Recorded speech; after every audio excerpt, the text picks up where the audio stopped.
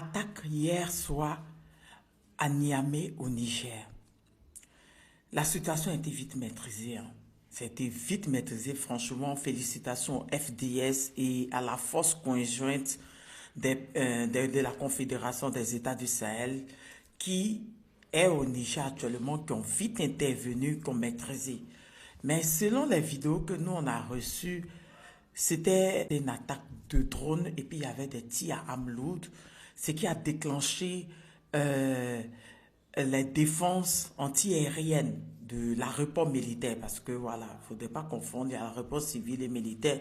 L'aéroport militaire de Niamey, c'est-à-dire je crois que c'est l'escadrille de Niamey.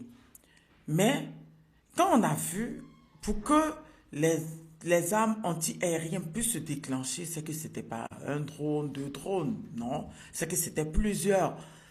Et on se rappelle du général Tiani, il y a quelque temps, il n'y a pas longtemps, à nous avait dit que le ministre de l'Intérieur du Bénin avait acheté plusieurs drones et que c'était pourquoi? Parce que on ne les avait pas vus utiliser ça, c'est les terreaux qui étaient chez eux.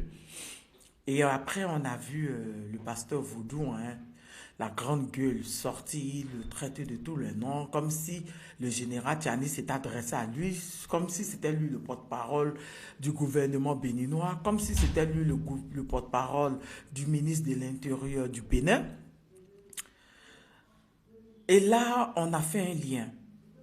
Comment le général Tiani parle des drones qui ont été payés par le gouvernement béninois et il y a une attaque même chez eux. Comment ça se fait-il? Là, on se pose des questions. Et il y a aussi Orano. Orano, vous vous rappelez, il y a 3 4 jours, j'ai publié la vidéo où ils étaient devant les députés sénateurs français en train d'être auditionnés, où ils disaient, ils ont même menacé, hein, où ils ont dit carrément que l'uranium là, ils vont aller jusqu'au bout avec le gouvernement du Niger et que voilà, ils n'allaient pas se laisser faire, ils n'allaient pas laisser quelqu'un d'autre payer cet uranium. Ils nous avaient même dit que l'uranium se trouvait à l'aéroport de Niamey. Oui, ils l'ont dit. Oui. C'est eux-mêmes qui avaient donné la position de ces 1 000 tonnes d'uranium. Oui. Que c'était bloqué à l'aéroport de Niamey. Pourquoi après eux aussi les sortis, il y a une attaque au Niger? C'était pour l'uranium ou bien c'était quoi?